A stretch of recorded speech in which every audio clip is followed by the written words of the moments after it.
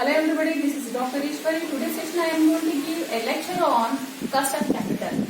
So the definition of the cost of capital is the rate of return, the firm required from investment in order to increase the value of the firm in the marketplace.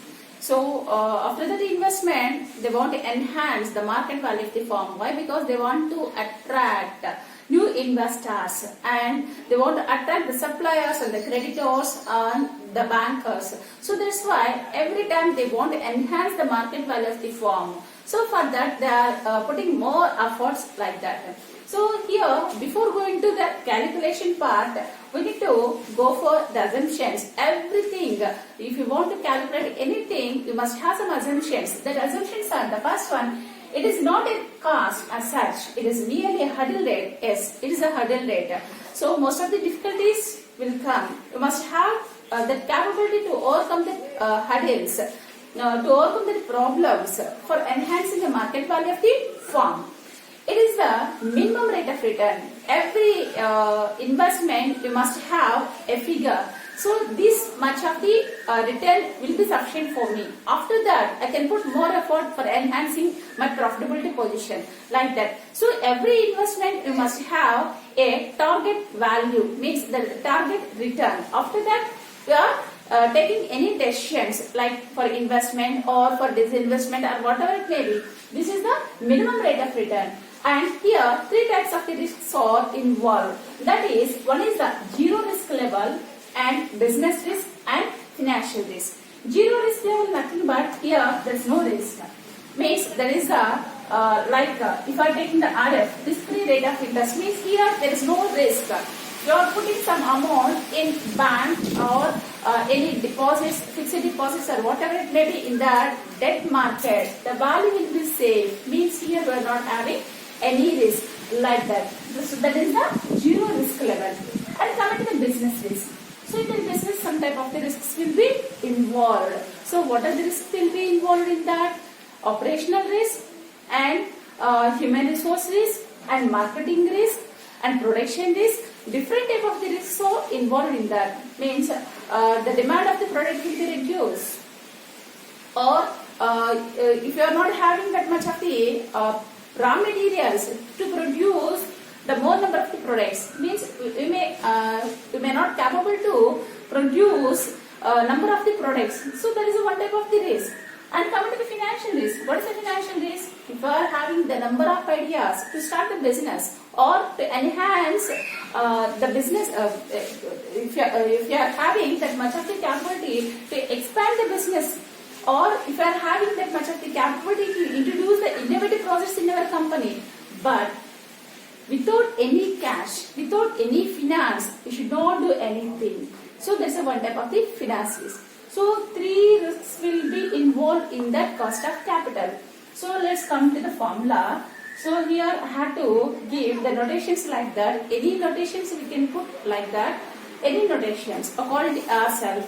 So according to my opinion, according to myself, I have to give the notations like that. K is the cost of capital, you know very well.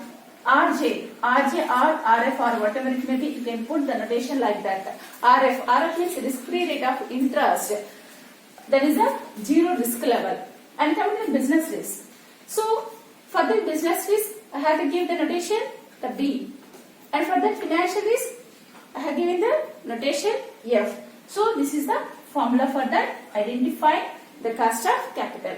So there is a RF, risk-free rate of interest, plus business risk plus finance risk. So all are commanded to the cost of capital. Okay, some type of the factors will be impacting on the cost of capital. That is the general economic conditions.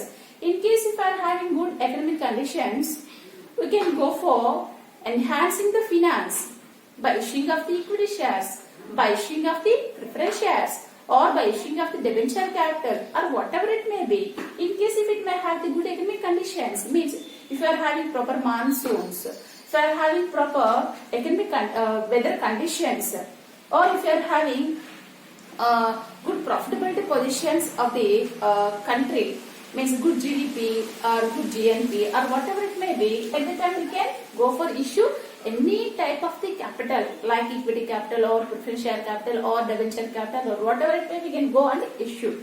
But right now, they are suffering with COVID-19. Right now, most of the people are not having any cash in their hand. Why? Because all are sitting in their home. How they can earn the amount? So this is the one of the panic situation. So in this situation, you can't get the amount from the public. So this is a bit of the problem. And market conditions. In case, if you are taking any example of any war between one country to another country, or if it may have any disaster, or if it may have any sensitive issues in that market, investors may feel like if you are putting the amount in that market, our amount will be reduced. We will get the losses. At the time, they may not willing to invest in that market. So based on that market conditions also, we can go for investment. And operations and financing decisions. If you are having good demand in that market, you can enhancing the supply by issuing of the by enhancing the finance and financing decisions. So in case if I have the good operating positions, you can go for enhancing the finance also. So based on that, we can take any decisions by issuing of equity share capital, or by issuing of the preference, or by issuing of the debenture capital. We can collect the amount from that, and we can go for doing the business operations. And amount of finance. How much of the amount required for us? First, we need to take the decision. In case if we are getting the excess of the amount, that much of the amount or not suitable for that organization, means that much of the amount are required for that. Why? Because excess of the amount, that will be the misuse of the cash. So that's why how much of the capital are required for them, based on that they can go for optimum collection of the amount from the outsources, like that. So these are all the factors of that cost of capital. These factors will be keep in mind before going to issue any capital into that market. Based on that, you can collect the amount from the market. So this is the theory of the cost of capital, and the next part we will go to the illustration. Okay, thank you.